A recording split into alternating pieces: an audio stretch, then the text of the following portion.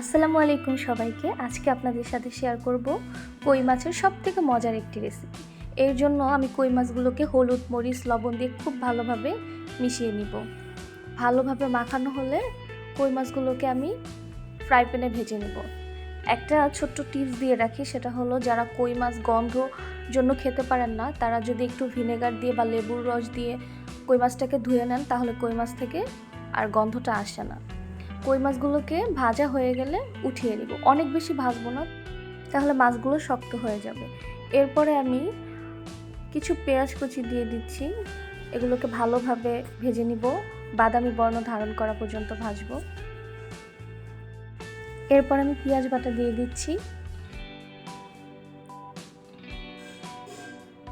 এরপরে দিয়ে দিচ্ছি আদা রসুন বাটা,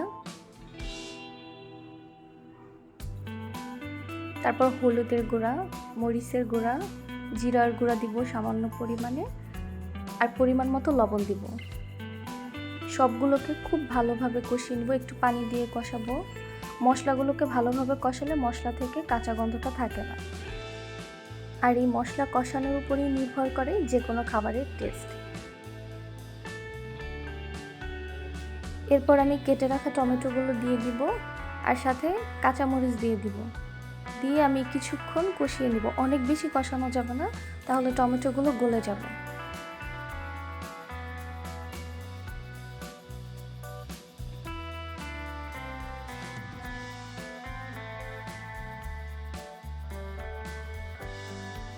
এরপর আমি ভেজে রাখা মাছগুলোকে দিয়ে দিব,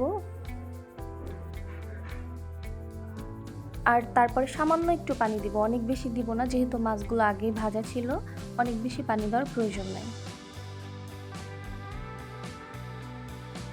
এরপর আমি আস্ত কিছু কাঁচামরিচ দিয়ে দিব, এটা শুধু সুঘ্রাণের জন্য। আর নামানোর আগে কিছু ধনেপাতা দিয়ে দিব। এরপরে পরিবেশন করতে পারবেন এই মজার রেসিপিটি। এই তরকারিটি খাওয়ার পর যে কেউ আপনার ফ্যান হয়ে যাবে নিঃসন্দেহে।